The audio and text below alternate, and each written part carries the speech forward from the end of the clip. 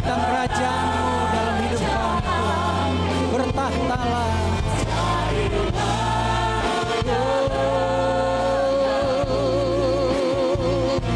Seluruh bumi penuh kemuliaan-Mu.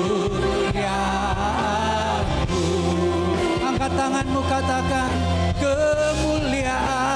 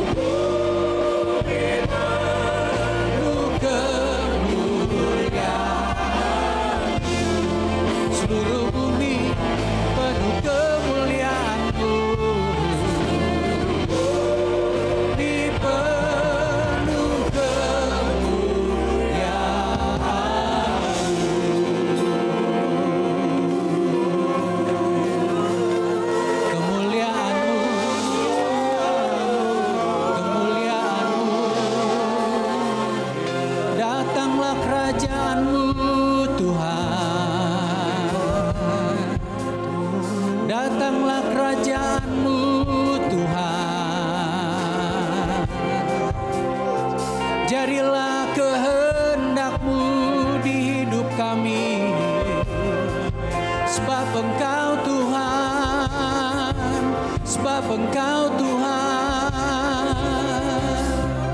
Kemuliaan-Mu, kemuliaan-Mu Tuhan. Kami rindu kemuliaan-Mu Tuhan. Berjumpalah dengan kami ya Bapakku. Berjumpalah dalam kemuliaan-Mu. Izinkan kami memandang wajah-Mu. Berjumpa dengan kemuliaan-Mu. Izinkan lagi Tuhan. Ingatkan kami seperti dulu lagi Bapa.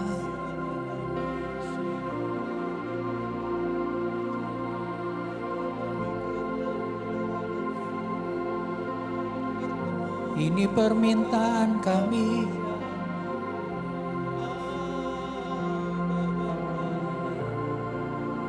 Ingatkan segala kebaikan-Mu. Ingatkan perjumpaan dengan-Mu. Maafkan kami ya Bapakku.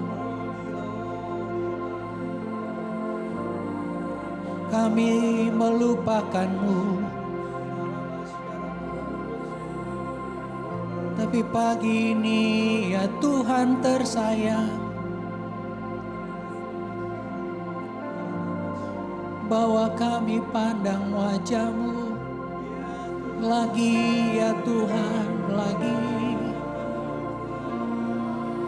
Apa adanya kami datang padamu.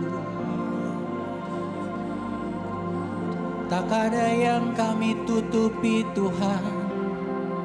Di sini di tempat kudus-Mu.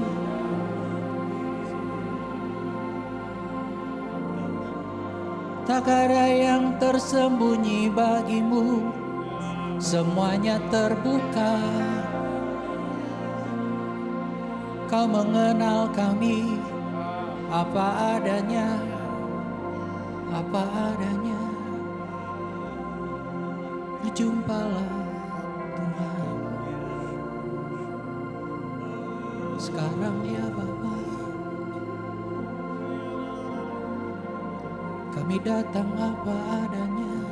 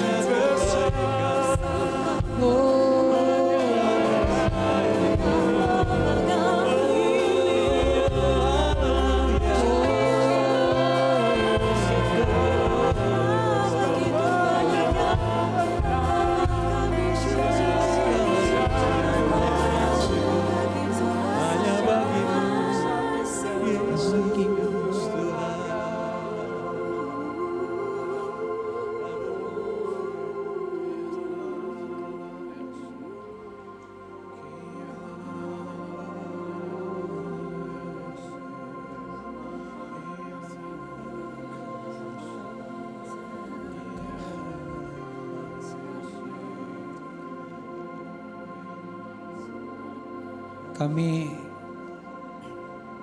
coba cari kata-kata yang tepat untuk ceritakan isi hati kami kepadamu Tuhan. Kami cari kata yang tepat untuk melukiskan betapa baiknya Tuhan. Tapi Tuhan, kami tak temukan kata-kata. Kami gak bisa lukiskan kebaikan-Mu dengan kata-kata kami yang terbatas.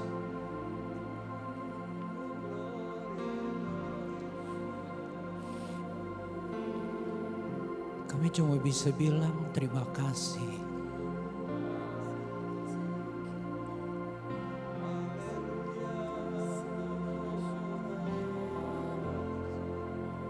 Kami gak bisa beri apa-apa padamu. Langit Tuhan punya. Engkau punya segalanya. Emas dan perak Engkau punya. Gak ada yang bisa kami beri kepadamu. Engkau punya segalanya. Ini yang kami punya Tuhan. Hati kami. Kami cuma bisa bilang terima kasih Tuhan. Gak ada kata lain.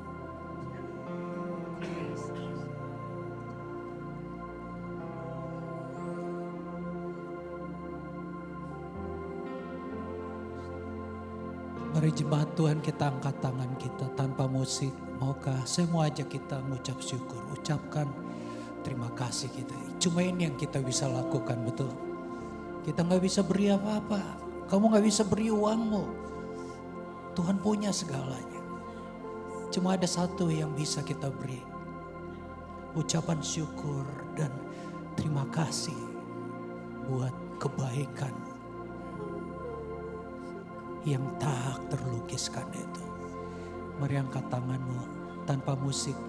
Ucapkan syukurmu, bermazmur bagi Dia. Terima kasih Tuhan. Terima kasih Tuhan. Oh,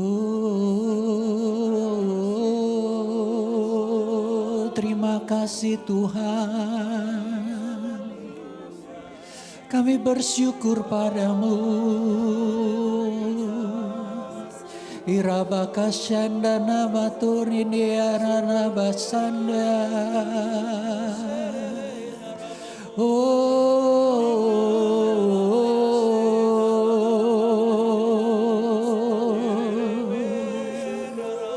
Terima kasih Tuhan. Terima kasih Bapa tersayang. Oh, terima kasih Tuhan. Terima kasih Bapakku.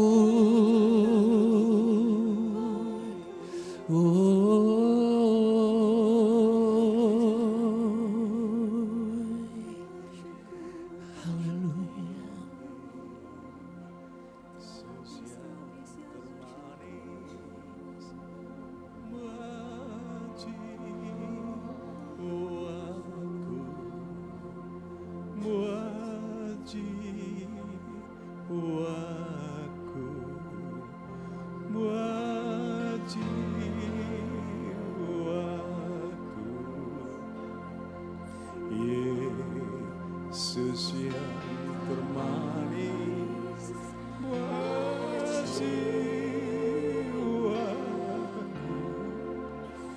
ku cinta kamu-Nya, Yesusku. Yesus yang termanis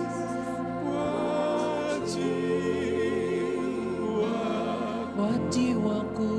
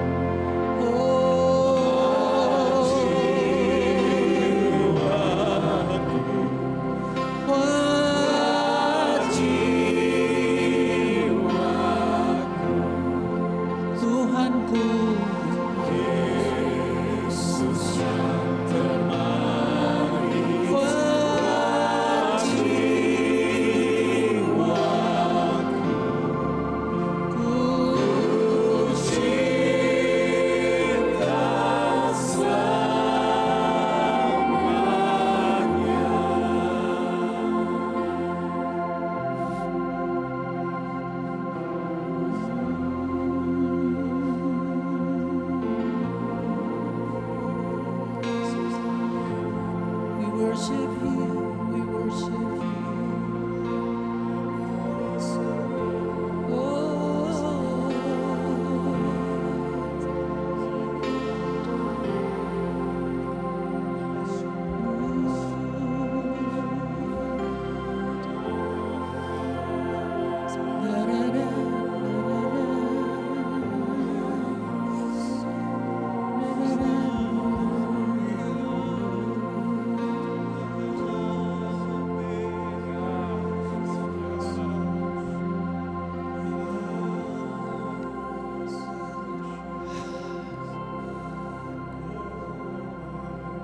Terima kasih buat kehadiran-Mu.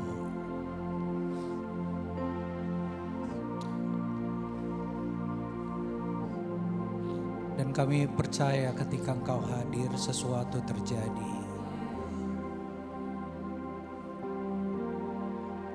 Operasi hati kami Tuhan.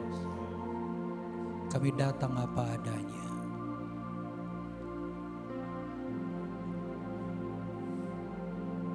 Terima kasih Tuhan. Terima kasih. Tuhan berbicaralah pada kami.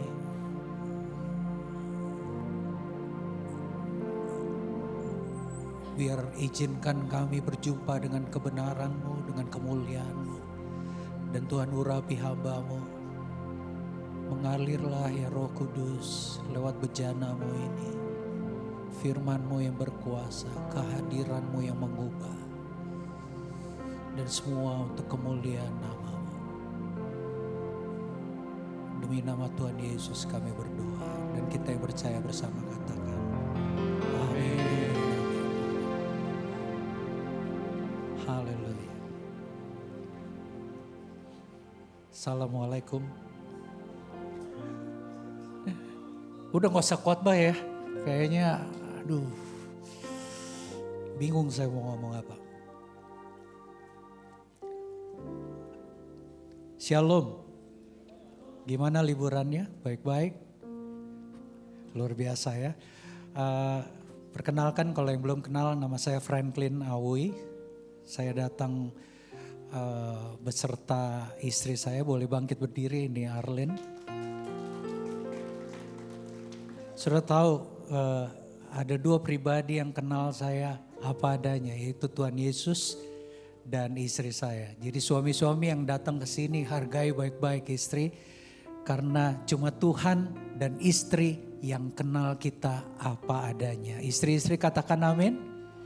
Haleluya. Masih ngantuk kayak kurang, babi gorengnya kayak kurang nih tadi pagi. Ibrani bilang bahwa kita ini terbuka di hadapan Tuhan, kitab Ibrani bilang. Enggak ada yang tersembunyi. Jadi setiap kehadiran Tuhan kita ini enggak ada yang kita bisa sembunyiin. Ya, jadi bilang kiri kanannya, gak usah sembunyi, bilang apa adanya aja. Tahukah saudara bahwa ketika kita datang sama Tuhan, kita bisa ngomong apa adanya. Bahkan ya, saking baiknya Tuhan. Saudara boleh marah-marah sama dia. Saudara boleh berkeluh kesah, ya mempertanyakan banyak hal. Tuhan, kenapa sih begini, kenapa sih gitu. You can talk anything, apa adanya sama Tuhan. Tapi pastikan pulangnya gak sama lagi. Amin. Nah, saya senang sekali bisa ketemu dengan saudara, dengan gereja Tuhan di tempat ini, ya. Dan ini nggak gombal, nggak basa-basi. Saya serius, saya senang. Kenapa? Karena akhir tahun lalu saya hampir mati, hampir meninggal.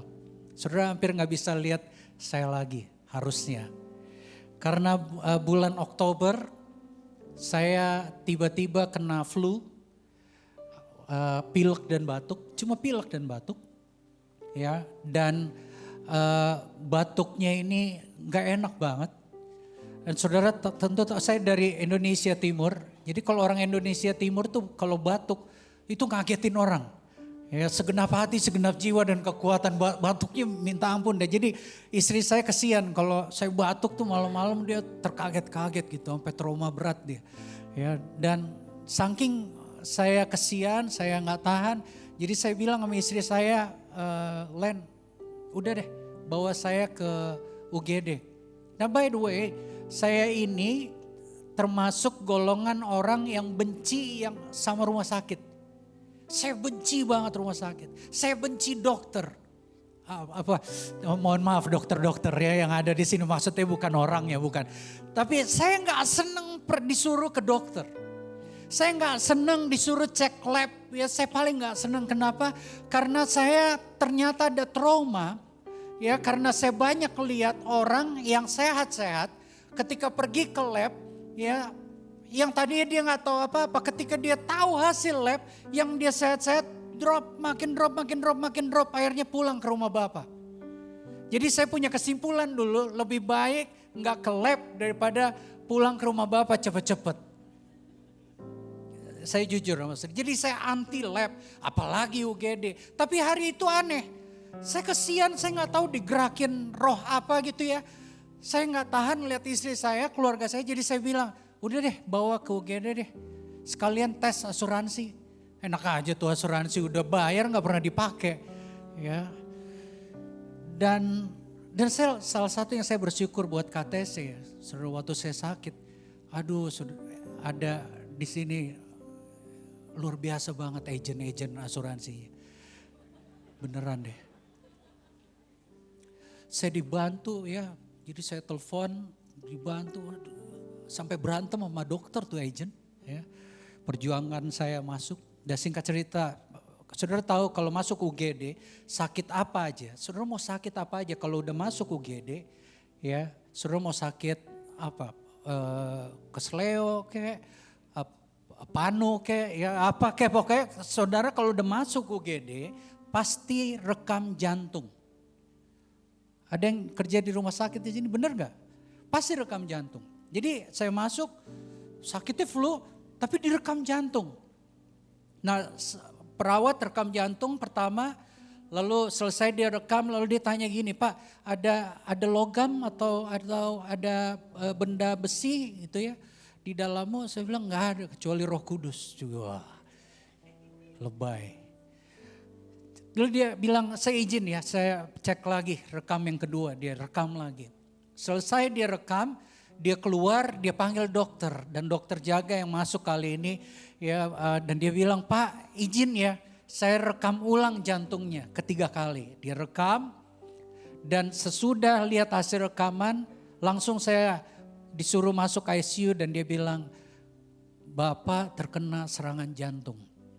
Dan waktu saya dengar kata itu, flu-nya hilang.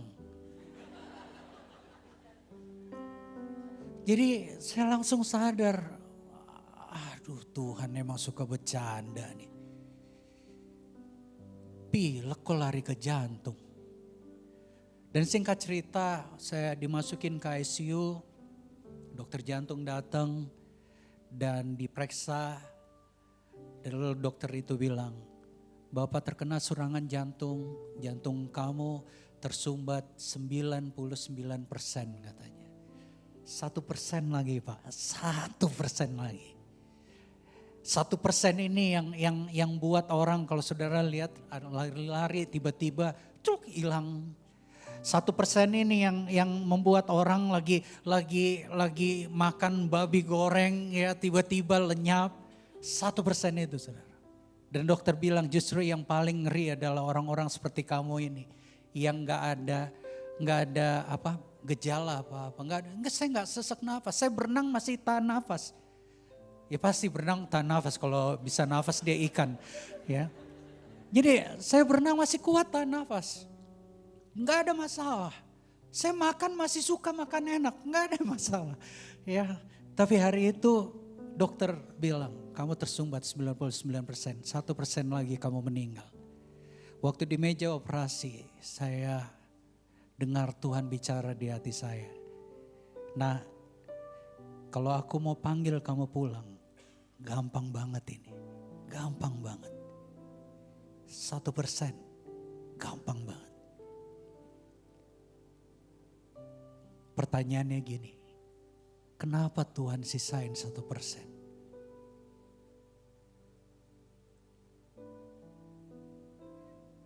Ada apa Tuhan? Kenapa Tuhan sisain 1%? Tentu ada wajah istri saya. Tentu ada wajah anak saya. Tentu ada tugas saya sebagai suami dan bapak yang belum selesai. Tapi lebih daripada itu. 1% Tuhan sisain. Jangan-jangan untuk ketemu saudara hari ini.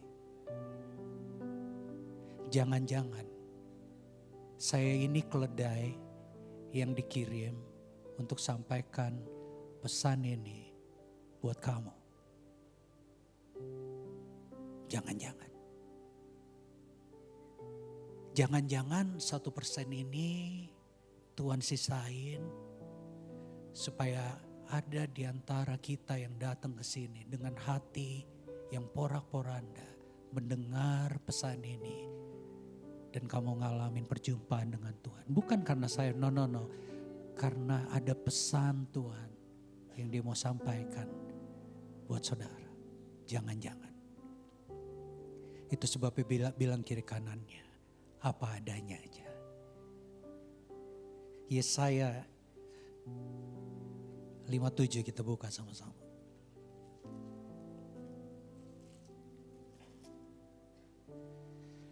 Ayat 15, saudara punya Alkitab? Masih punya Alkitab? Di handphone? Masih? Saya survei banyak orang udah gak punya.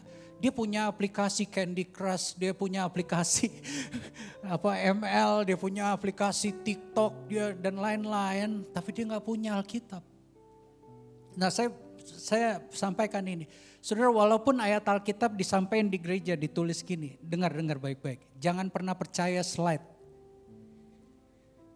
Kalau saya bohong gimana? Ada orang nanya sama saya yang kenal saya tahu banget. Saya bingung loh bedain Franklin serius apa enggak, katanya dia bilang. Karena saya suka gak serius. Hanya orang yang mengenal saya tahu kalau saya serius lihat alis saya. Ya, perhatiin alis saya. Jadi better kalau saudara, saya buka ayat, saudara buka di Alkitab saudara supaya pulang dari sini pesan Tuhan saudara bisa buka lagi dan perhatiin baik-baik dan taruh di hati kita. Dan itu membekas di jiwa kita. Yesaya 57 ayat 15. Sebab beginilah firman yang maha tinggi dan yang maha mulia, yang bersemayam untuk selamanya dan yang maha kudus namanya. Sama-sama. Aku bersemayam di tempat tinggi dan di tempat kudus, tetapi juga bersama-sama dengan orang yang remuk dan rendah hati, untuk menghidupkan semangat orang-orang yang rendah hati dan menghidupkan hati orang-orang yang remuk. Nah, ayat ini dimulai dengan kata begini. Demikian firman yang maha tinggi dan yang maha kudus. Saudara, kalau dengar kata maha tinggi, apa itu maha tinggi? Maha tinggi itu artinya sebuah tempat yang ketinggiannya tidak bisa diukur, tak terukur. Saking tak terukurnya makanya dikasih ada kata maha. Maha itu artinya gak bisa diukur. Kalau kita keluar ke jalanan, lalu kita lihat ke atas, kita lihat yang masih bisa kita pandang, langit, awan dan lain sebagainya. Saya beritahu itu masih bisa terukur tingginya.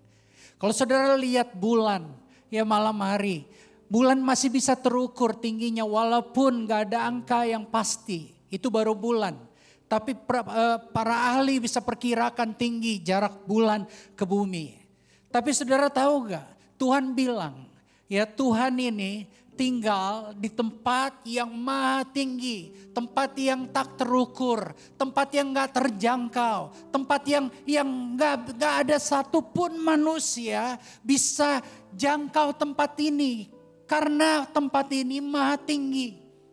Dan bukan hanya maha tinggi, udah tinggi, tak terjangkau, ditambah lagi demikian firman yang maha kudus. Sehingga kalau kita baca ayat ini stop di situ, maka timbul kesan di pikiran kita. Banyak anak-anak Tuhan berpikir gini, Tuhan yang model begini gak mungkin kita bisa temui, gak mungkin kita bisa jumpai, gak mungkin kita bisa berjumpa dengan Tuhan yang maha tinggi dan maha kudus. Apalagi model-model tampang kayak begini, ya banyak dosanya, kita sering gagal. Kita sering jatuh dalam dosa.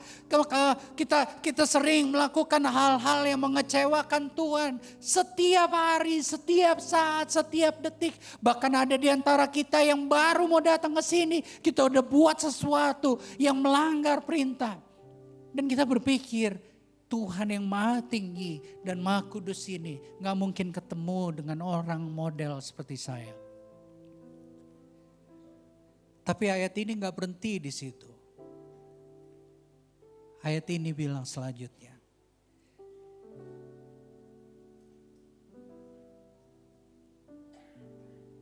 Aku juga tinggal dengan orang yang remuk dan rendah hati. Saudara, ada satu tempat favorit Tuhan. Serius. Ada satu tempat favorit Tuhan. Nama tempat itu adalah hati yang remuk. Kalau saudara baca di Injil, kita baca di Injil, Tuhan pasti berhenti ketika ketemu orang yang remuk hatinya. Enggak peduli seberapa parahnya itu orang. Tuhan Yesus pasti berhenti dan jumpai orang-orang ini. Karena emang saya enggak tahu kenapa. Tempat favorit Bapa Surgawi adalah menjumpai orang-orang yang remuk hatinya. Nah problemnya gini saudara, remuk hati gak bisa dibuat-buat. Betul gak? Remuk hati gak bisa dibuat-buat. Saudara gak bisa bikin-bikin tuh yang namanya hati yang remuk, gak bisa. Remuk hati itu sebuah akibat. Nah kata remuk di sini ya artinya adalah luluh lantah, hancur berantakan, berkeping-keping. Kata remuk di sini bahasa aslinya itu bukan pecah dua atau pecah tiga atau pecah empat atau sesuatu yang bisa kita sambung ulang dengan lem super yang paling kuat dan kita coba untuk susun ulang yang remuk ini. Tapi kata remuk di sini adalah hancur berkeping-keping sehingga tidak bisa disusun ulang lagi. Gak bisa. Ada orang yang remuk hatinya, hancur hatinya, dan dia berusaha dengan kekuatannya. Dia susun ulang hatinya yang remuk ini, dia susun ulang hidupnya dengan kekuatannya sendiri. Yang ada dia frustasi, yang ada dia marah sama Tuhan, yang ada dia kecewa karena dia gak akan pernah berhasil susun ulang hati yang remuk, gak mungkin. Dan betapa hati saya menjerit sama Tuhan, menangis sama Tuhan, mendengar kabar, mendengar berita orang-orang yang tadinya dipakai Tuhan yang luar biasa. Tapi diizinkan masuk ke satu proses ini, hati yang remuk. Dan orang ini meninggalkan Tuhan begitu aja.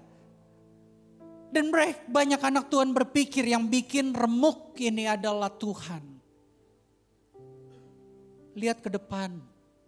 Dan saya mau bilang ini dari hati saya. Bukan Tuhan yang bikin remuk hatimu. Amsal bilang, oleh kebodohannya orang melakukan sesuatu dan binasa, hancur berantakan. Tapi dia murka kepada Allah. Yeremia 29 ayat 11, sebuah ayat yang terkenal berkata begini.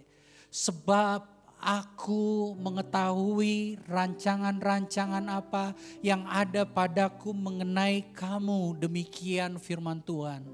Yaitu sama-sama rancangan damai sejahtera dan bukan kecelakaan. Kata kecelakaan di situ penderitaan, kesedihan, kehancuran. Tuhan bilang, ya ayat ini konteksnya waktu Israel dibuang ke Babel. Dalam keadaan hancur berantakan. Dalam keadaan dengan melihat Tuhan di situ. Dan siapa yang bikin Israel dibuang? Karena kesalahannya sendiri. Dan walau dalam keadaan hancur seperti itu, Tuhan bilang begini sama Israel. Nah, rancanganku bukan kehancuran seperti sekarang. No, katanya.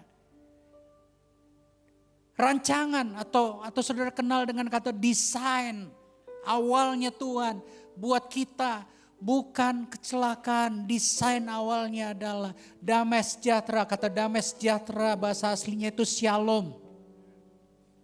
Saudara sering bilang shalom itu damai sejahtera. Sebuah kata yang saking seringnya kita dengar, tapi banyak anak Tuhan gak sadar dia kehilangan ini. Saking udah biasa gak punya damai sejahtera, dia udah gak bisa bedain ada damai sejahtera atau enggak dalam hatinya. Karena udah terbiasa hidup tanpa shalom. Dan Tuhan bilang di sini desain awalnya Tuhan bukan keremukan, bukan. Kenapa? Dalam Kejadian 2 ayat 8. Pada mulanya ketika Allah menciptakan manusia, diciptain satu tempat namanya Eden. Desain awalnya Tuhan tuh saudara. Dia sediain tempat ini. Eden itu artinya tempat tanpa air mata. Tempat penuh shalom, damai sejahtera. Nggak ada tangisan di situ, nggak ada penderitaan di situ, nggak ada pengkhianatan di situ. Dan di situ kita berjalan dengan Tuhan dan penuh dengan shalom, penuh dengan damai sejahtera. Nggak ada air mata di situ karena Tuhan bersama-sama dengan kita di situ. Tapi apa yang terjadi? Manusia berkata amin sama iblis. Ketika iblis berkata, pasti Tuhan berkata, kamu gak boleh makan buah di taman ini. Lalu Hawa berkata, enggak, Tuhan hanya larang kita makan buah pengetahuan baik dan jahat. Lalu iblis bilang gini, oh iya, Tuhan pasti larang karena ketika kamu makan, kamu akan seperti Tuhan. Saudara, anehnya begini. Pada manusia gak perlu berusaha jadi seperti Tuhan. Halo, manusia gak perlu, Adam dan Hawa gak perlu berusaha untuk jadi seperti Tuhan. Kenapa? Karena Tuhan ciptain Adam dan Hawa serupa dan segambar dengan Tuhan. Memang mereka mirip Tuhan, gak perlu berusaha. Mereka didesain awalnya mirip dengan Bapa penciptanya. Sehingga kalau binatang, hewan-hewan, mereka bisa taat, mereka dikasih nama dan nurut. Kenapa? Karena ketika mereka lihat manusia, mereka lihat gambar Tuhan di situ. Dan sayangnya manusia berkata, amin, dan makan buah pengetahuan baik dan jahat. Singkat cerita, mereka kehilangan shalom itu. Apa itu kehilangan shalom? Terpisah dari Allah. Tapi Bapak Ibu Saudara yang terkasih, Tuhan itu baik. Dia tahu ketika manusia melanggar perintahnya. Saat itu juga sesuatu berubah, gak akan sama lagi. Manusia terpaksa keluar dari taman tanpa penderitaan ini. Dan saya bayangin dengan pedih, dengan ketakutan. Mereka melangkah keluar dari taman Eden yang sekarang dijagain sama malaikat. Bukan karena Tuhan jahat, karena Tuhan tahu setiap kamu berjumpa dengan Allah yang Maha Kudus itu, kamu hancur binasa. So better kamu jaga jarak. Itu karena Tuhan baik. Tapi Tuhan gak biarkan manusia terpisah. Dia kirim anaknya yang tunggal. Supaya kita yang brengsek ini bisa kembali merasakan shalom.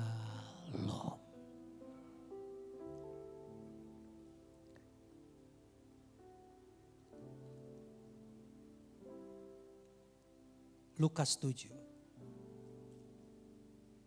Saya tutup dengan ayat ini.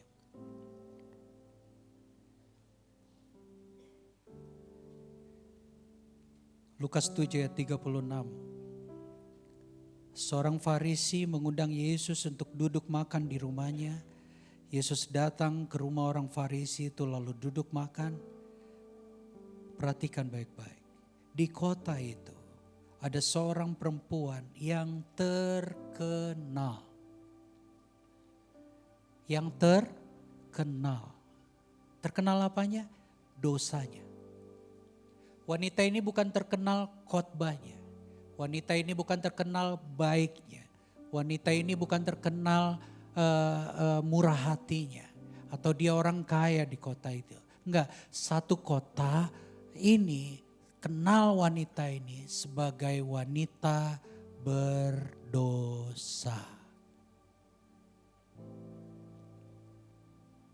Sudah bayangin di gereja ini ada seseorang dari engkau.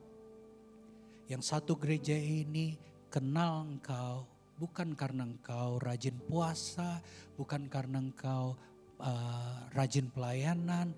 Tapi satu gereja ini kenal engkau karena engkau jatuh dalam dosa. Berselingkuh, ternak suami, ternak istri.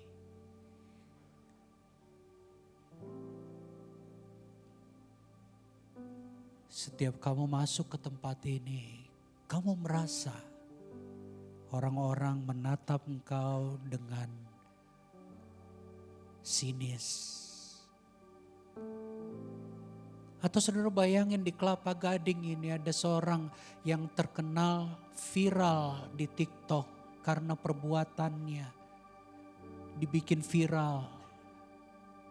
Dia terkenal karena video pornonya mungkin. Setiap dia pergi ke mall, orang menatap dia dengan sinis. Orang menatap dia dengan benci dan berkata, orang model begini gak mungkin masuk surga. Semua orang kutuk orang-orang seperti ini. Dan itu yang wanita ini alami. Wanita ini terkenal dosanya. Dengar baik-baik. Hatinya tidak mungkin bisa dia susun ulang lagi. Halo, gak mungkin. Gak mungkin, gimana caranya susun ulang begini saudara. Mungkin hutang-hutangnya udah bertumpuk, udah gak tahu gimana cara bayarnya, dia gak tahu cara susun ulangnya. Mungkin udah banyak pria-pria yang tidur sama dia, dia udah gak tahu gimana cara susun hatinya yang remuk itu. Tapi dia dengar, ini yang penting saudara. Ketika dia mendengar Yesus hadir. Sekali lagi ketika dia dengar Yesus hadir, datanglah dia. Jangan gagal fokus sama buli-buli pualam berisi minyak wangi. Yang mahal harganya, jangan fokus ke situ. Itu cuma sesuatu yang dia pikir dia bisa bayar kepada Tuhan. Tapi sesungguhnya bukan itu. Ini yang terpenting apa yang dia lakukan ketika dia dengar Yesus hadir. Ini yang dia lakukan. Dia datang ke hadapan Tuhan yang begitu baik, begitu murah hati. Berbeda dengan wajah orang-orang suci yang hadir di situ. Wajah ini gak menatap dia dengan sinis. Wajah ini gak menolak dia. Wajah ini sama sekali gak membenci dia. Bahkan membiarkan wanita ini datang tanpa ada kata-kata. Karena dia gak tahu harus ngomong apa sama Tuhan. Dan dia cuma yang dia lakukan, dia peluk kakinya. Dia banjiri dengan air mata. Dan dia cium kakinya. There's no word. Gak ada kata-kata, gak ada. Orang kayak begini gak bisa ngomong. Dan itu yang kamu alamin kan? Itu yang kamu alamin kan? Kamu tahu keadaanmu hancur lebur, utang bertumpuk, jatuh, berantakan, kamu didisiplin, pelayanan gak boleh dan lain sebagainya. Dan kamu tahu, kamu dengar Tuhan hadir dan kamu datang hari ini. Bingung kan mau ngomong apa? Kadang-kadang kita gak perlu ngomong apa-apa, memang. Yang perlu kita lakukan cuma datang apa adanya.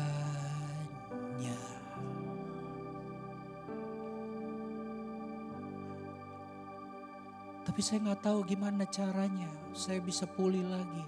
Nggak ada yang tahu.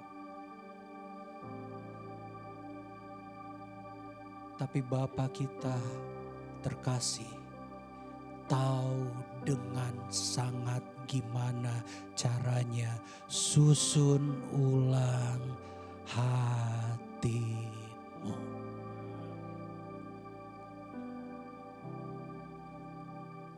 Saya mau ajak kita buat sesuatu agak beda. Kita datang sama Tuhan, membawa diri kita apa adanya. Dan biarkan Tuhan berurusan dengan kita secara pribadi. Bertahun-tahun saya gelisah. Tuhan, kenapa ibadah demi ibadah, demi ibadah, demi ibadah, kebaktian demi kebaktian, makin lama. Kok kayak gak ada perjumpaan dengan Tuhan. Orang datang sama, orang pulang sama ketika dia datang. Ibadah jadi celebration saja. Ibadah jadi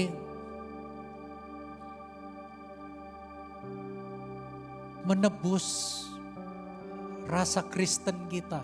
Karena kita Kristen makanya kita ke gereja. Tanpa perjumpaan. Tapi pagi ini saya mau ajak kita mengalami Tuhan. Perjumpaan dengan Tuhan gak ditentukan siapa pembicaranya. Beneran deh, enggak. Enggak ada urusannya sama pembicaranya. Urusannya adalah antara kita dengan Bapa kita di surga. Berjumpalah dengan Tuhan. Mari kita siapkan hati kita.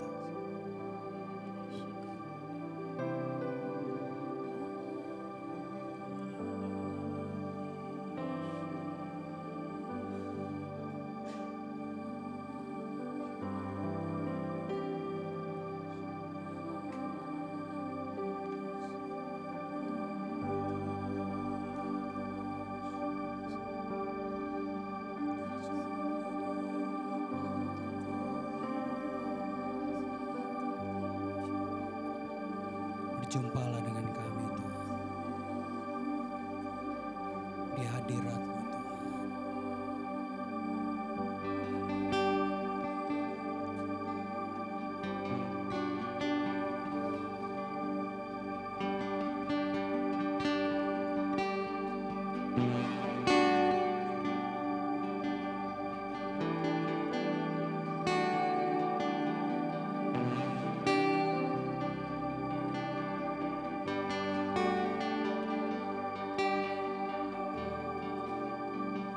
Berjumpalah dengan kami Tuhan. Berjumpalah. Tuhan ku rindu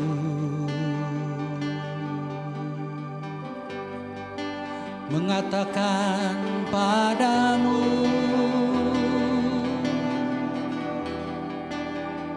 Kaulah segalanya dalam hidupku, mengenal isi hatimu. Aku pun bersyukur. Oh,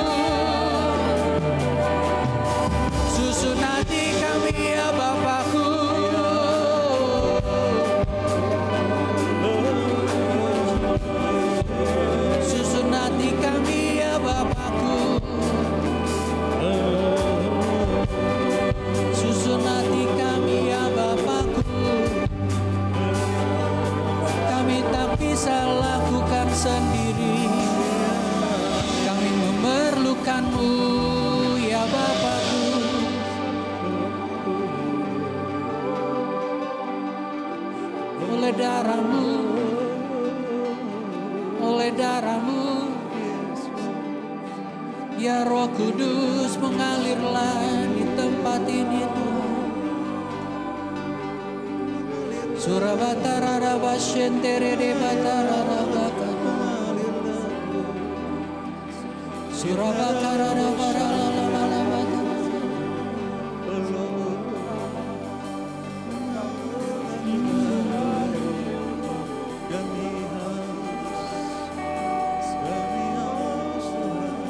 Sejauh timur dari barat, Engkau membuang dosaku. Tiada kau ingat lagi pelanggaranku.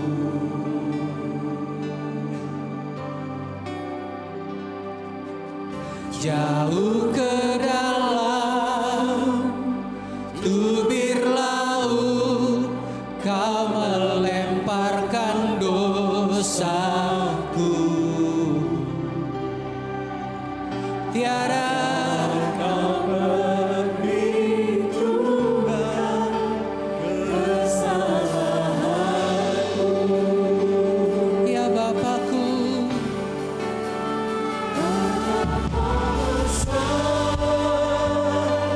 kasih pengampunanmu Tuhan, tak kau pandang hina hati yang hancur.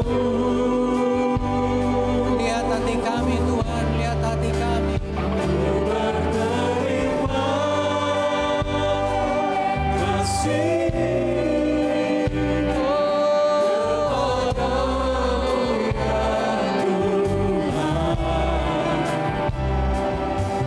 Pengampunan yang Kau beri, pulihkanku.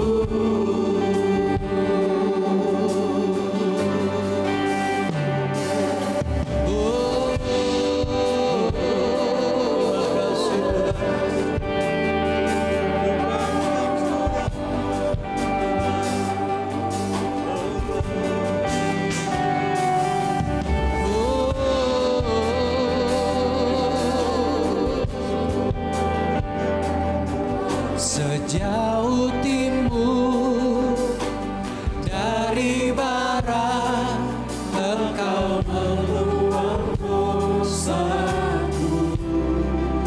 Tuhan, Kau ingat lagi pelanggaranku.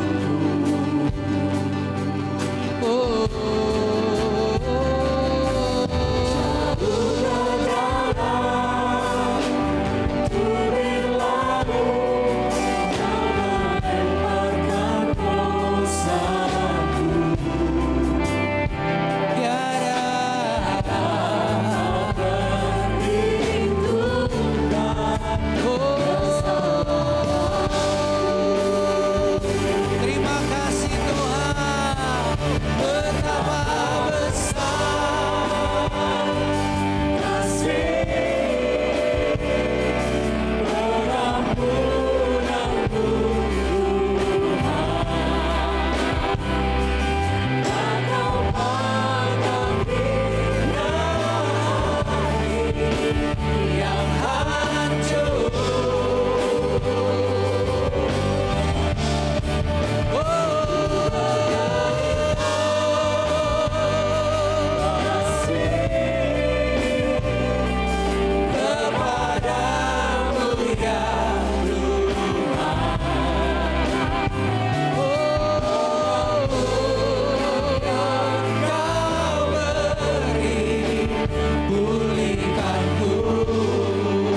Betapa besar, betapa besar kasih pengampunanmu Tuhan.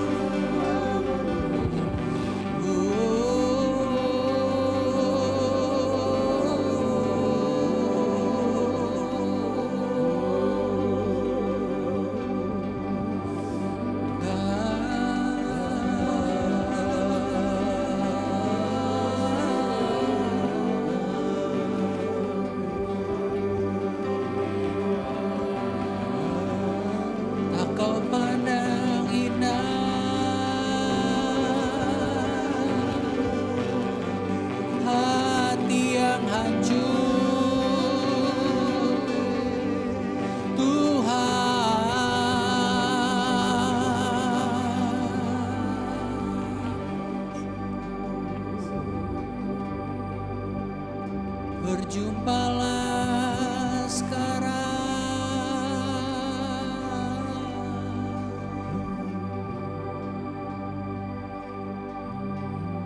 Ku datang apa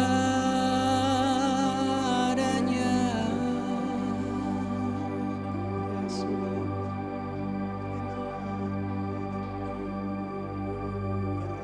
Kau tak perlu ku ceritakan,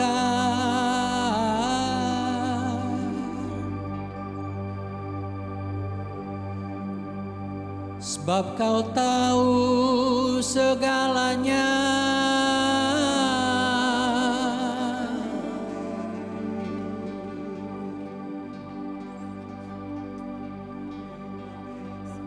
Sebab kau tahu ceritaku.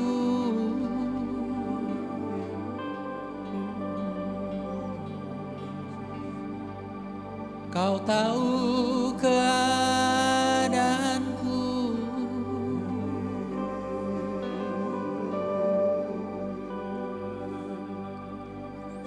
Ku tak bisa berbohong kepadamu.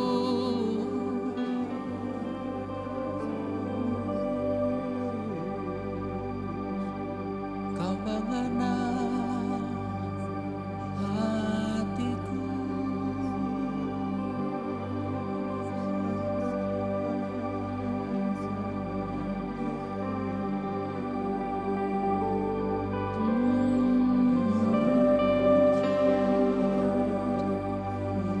Kamu tak bisa sembunyi, gak bisa. Dia sayang padamu. Dia sayang padamu.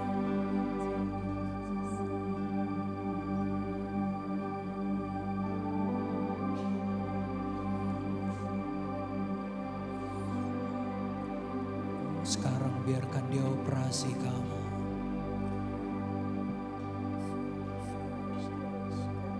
Berjumpalah dengan Bapamu.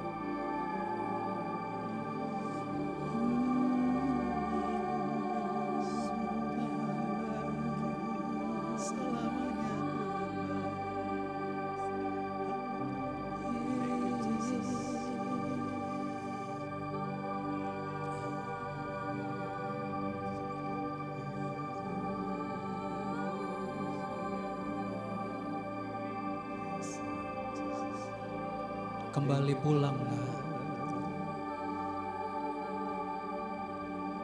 Aku tunggu engkau, kata Tuhan.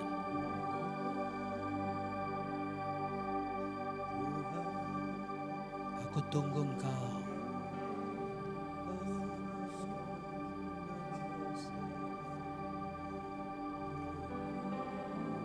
Firman Tuhan berkata dalam Mazmur, berbahagialah orang yang ditaruh kerinduan di hatinya untuk mendekat pada pelatarannya.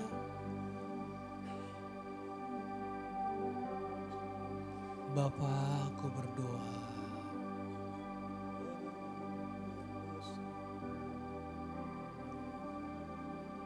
taruh kerinduan di hati kami Tuhan.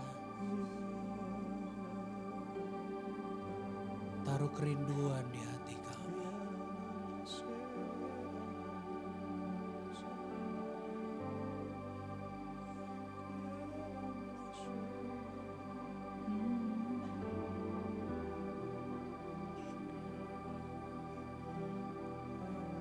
We worship you.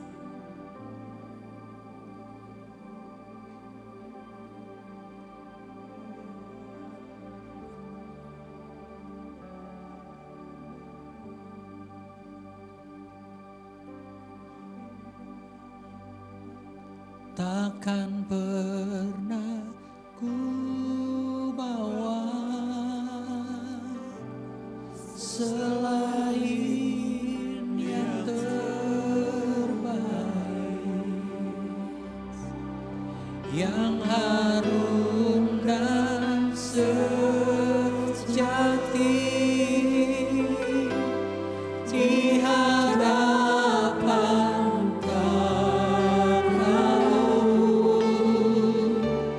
Yesusku, terimalah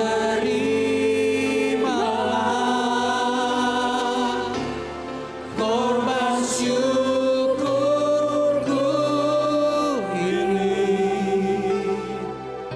yang mengalir di hatiku sebagai penyembah.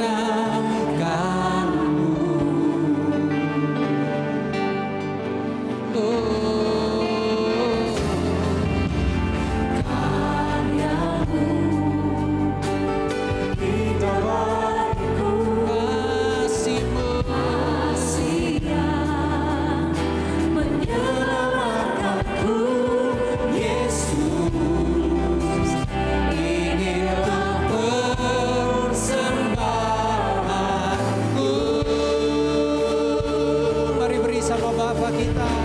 Oh, ku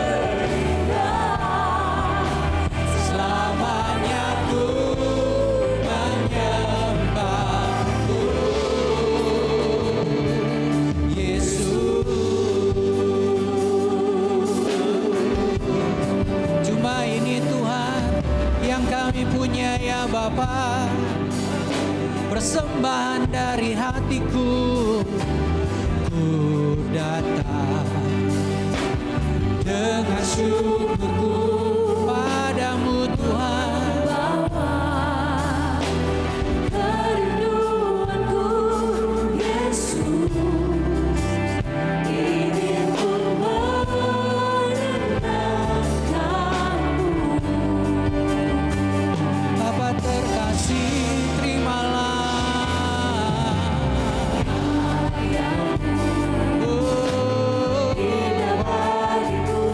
kasih-Mu.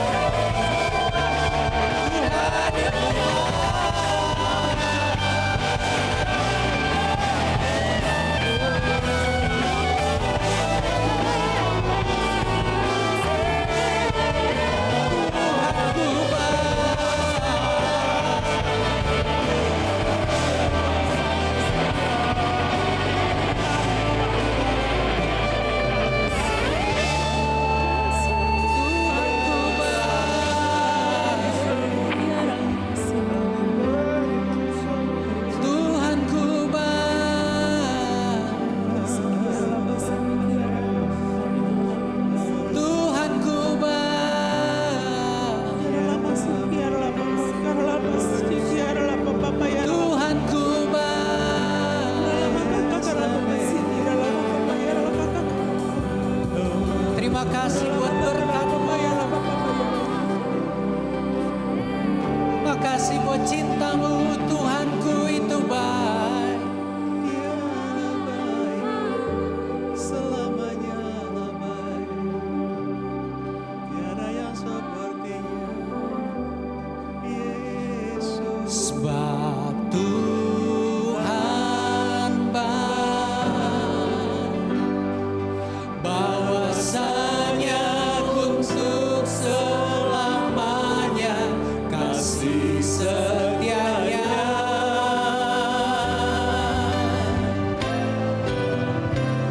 Sebab Tuhan baik, bahwasanya untuk selamanya kasih setianya. Katakan dari hati kita, oh sebab Tuhan baik,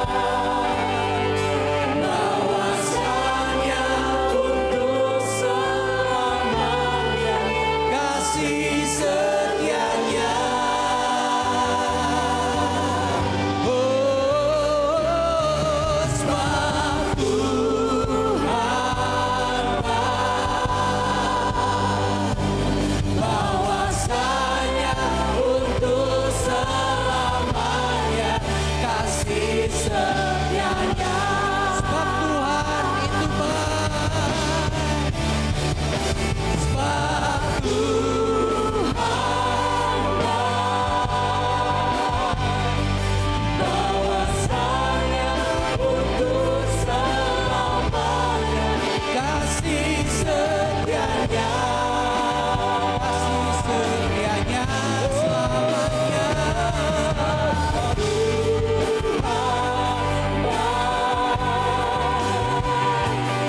Bahwasanya untuk selamanya kasih setianya.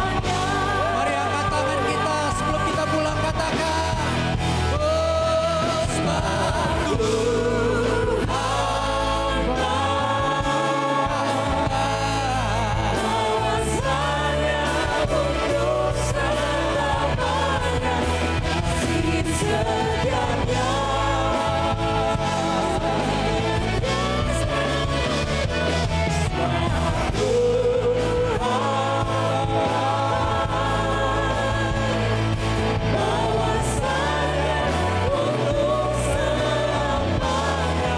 kasih setianya.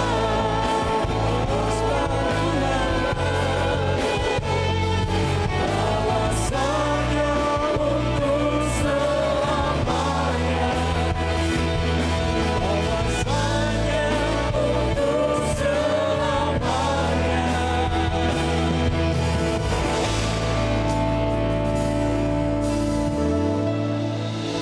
Kasih setianya.